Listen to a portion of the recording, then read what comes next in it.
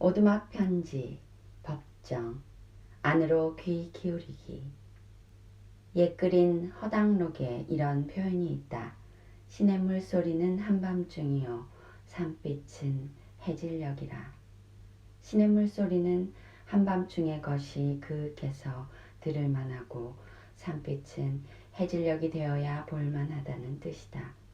낮 동안은 이 일 저 일에 파묻히느라고 건성으로 지내다가 둘레가 고요한 한밤중이 되면 산중에서 들리는 거라고는 오로지 시냇물 소리뿐이다. 잔잔히 흐르는 시냇물 소리에 귀를 기울이면 번뇌와 망상도 시냇물을 따라 어디론지 흘러가고 지극히 편하고 그윽한 마음이 꽃향기처럼 배어나온다. 해질녘 가라앉은 빛에 빗긴 산색에는 생동감이 있다. 그 굴곡과 능선이며 겹겹이 쌓인 산자락까지 낱낱이 드러나 꿈틀거리며 살아있는 산은 바라볼 만하다. 마음을 열고 무심히 석양의 산색에 눈길을 보내고 있으면 우리가 무엇을 위해 그토록 바쁘게 살아야 하는지 되돌아보게 된다. 정신없이 바쁘게 쫓기면서 살아야 하는 일상 속에서 때로는 큰 마음 먹고 여가를 내어 자연의 빛과 소리에 접할 수 있다면 그 빛과 소리 안에서 많은 위로와 깨우침을 받을 수 있을 것이다. 명상은 열린 마음으로 귀 기울이고 바라봅니다. 이 생각 저 생각으로 뒤끓는 번뇌를 내려놓고 빛과 소리에 무심히 마음을 열고 있으면 잔잔한 평안과 기쁨이 그 안에 깃들게 된다. 제대로 명상의 세계에 들어가려면 무엇보다도 긴장감을 풀어야 한다. 전통적인 선언에서는 흔히 그 긴장감 때문에 선정산매에 들지 못하는 경우가 허다하다. 더욱이 깨달음에 대한 강박관념으로 인해 깨달음과는 점점 멀어진다. 마치 물속에 있으면서 목말라 하는 격이다. 깨달음은 어디서 오는가? 그것은 밖에서 오는 것이 아니라 안에서 꽃 피어납니다.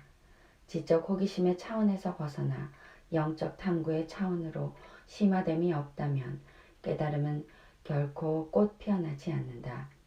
몸소 종교적인 삶을 살지는 않으면서 그것에 대해서 말로만 늘어놓으면 자신이나 타인에게 득이 될 것은 아무것도 없다. 사실 말이란 글도 마찬가지 시끄러운 것이고 공허한 것이다. 우리들이 주고받는 말의 실체를 들여다보면 여기저기서 얻어듣거나 주워 모은 관념의 찌꺼기들이다. 그러나 진정한 삶은 말 이전에 침묵에서 그 움이 튼다. 종교적인 삶을 이루고자 하는 사람들은 무엇보다도 먼저 말을 절제해야 한다. 말하고자 하는 욕망을 억제해야 한다. 말이 많은 사람들은 안으로 생각하는 기능이 약하다는 것이 그 반증이다. 말이 많은 사람에게 신뢰감이 가지 않는 것은 그의 내면이 허술하기 때문이고 또한 행동보다 말을 앞세우기 때문이다. 우리는 말하기 전에 주의 깊게 생각하는 습관부터 길러야 한다. 말하는 것보다는 귀 기울여 듣는데 익숙해야 한다. 말의 충동에 놀아나지 않고 안으로 곰곰이 돌이켜 생각하면 그 안에 지혜와 평안이 있음을 그때마다 알아차리게 될 것이다. 말을 아끼려면 될 수 있는 한 타인의 일에 참견하지 말아야 한다. 어떤 일을 두고 아무 생각 없이 무책임하게 제3자에 대해서 험담을 늘어놓는 것은 나쁜 버릇이고 악덕이다. 거듭 말하는 바이지만 당신과 나, 인간 개개인이 변화되지 않고서는 세상은 결코 변화될 수 없다. 현재의 이 사회와 세상은 그 누구도 아닌 우리 스스로가 만들어 온 것이다.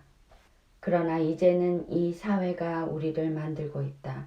그것은 우리를 어떤 틀 속에 밀어넣고 또 그 틀은 사회라는 구조 속으로 우리를 밀어붙인다. 말짱하던 우리 생활 환경을 오늘처럼 허물고 더럽히고 어질러 놓은 것은 우리들 자신이다. 그래서 그 재앙을 오늘 우리가 받고 있다.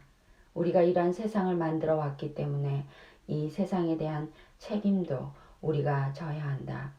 바로 그 책임이 우리 인간에게 변화를 일으킬 것을 지금 요구하고 있다. 사회가 변화되려면 말이나 이론으로는 불가능하다. 무엇보다도 인간 개개인의 의식이 바뀌어야 하고 잘못된 생활 습관이 고쳐져야 한다.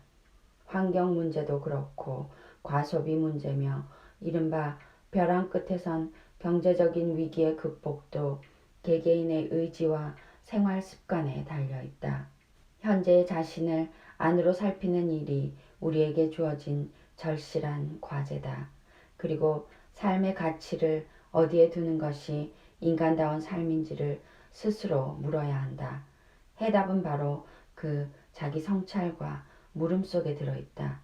이 물음이 각자 안으로 살피는 명상의 과제가 될 수 있다면 우리는 오늘과 같은 혼돈의 수렁에서 다시 일어설 수 있을 것이다.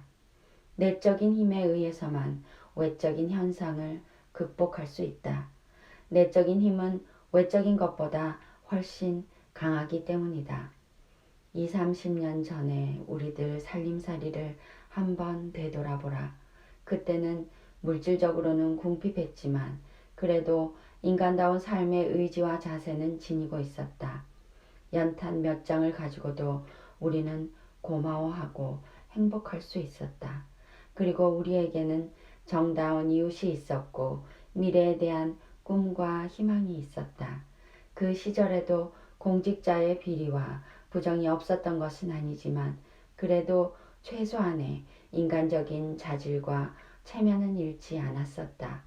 그러나 오늘 우리들은 그 무엇을 가지고도 고마워하거나 만족할 줄을 모른다. 이웃도 없고 미래에 대한 꿈과 희망도 없다.